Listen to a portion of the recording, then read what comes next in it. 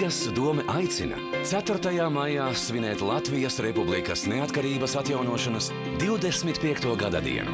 Pie brīvības pieminekļa Ziedu Latvija un Pūtēju orķestru defilē konkurss, kinoteātrī Splendid Palace Latvijas filmu maratons, Vērmanes dārzā pasākums ģimenēm Visi ceļi ved uz Rīgu, Ķīpseles hallē deju lielkoncerts Dod man spēku, dod man laiku, Doma laukumā koncertprogramma Brīves dziesmas. Sveicam svētkos!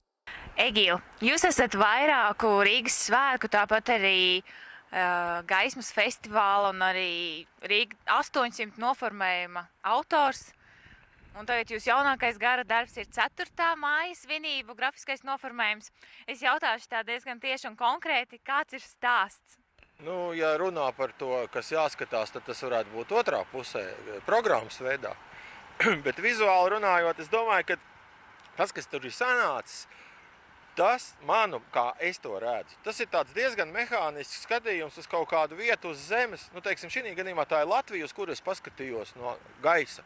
Un es tur ieraudzīju mežus, es tur ieraudzīju laukus, es tur ieraudzīju pilsētas, es tur ieraudzīju jūru, un es tur ieraudzīju tos cilvēkus, kas tur ir vienkārši bez lielas detalizācijas. Bet kā, nu, tas būtībā ir tā sajūta, tādā rakstā, ko var bezgalīgi palielināt un turpināt, kas pārklāj varbūt bezgalīgas platības.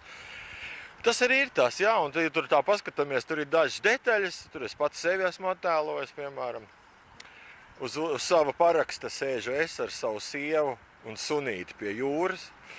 Dulais Dauka arī brauc. Viņš tur tas viens tāds laiviņā, tāds bumbulīts laiviņā. Kas jūs pašu visvairāk uzrunā šajā visā kompozīcijā?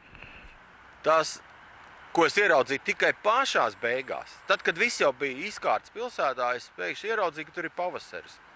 Es ieraudzīju, ka tās līnijas, svītriņas, kas it kā ir tādas diezgan neaktīvas, es ieraudzīju, ka tur ir tie koki, kas sāk zaļot. Tur ir tāds ļoti maiga gaisma. To es tā priekš sevis ieraudzīju. Es biju pārsteigts vienkārši ieraudzīt, ka tur ir tāda pavasara sajūta. Labi, baudīsim pavasari 4. maijā Rīgā un paldies jums par šo skaisto grafisko noformējumu. Tiekamies!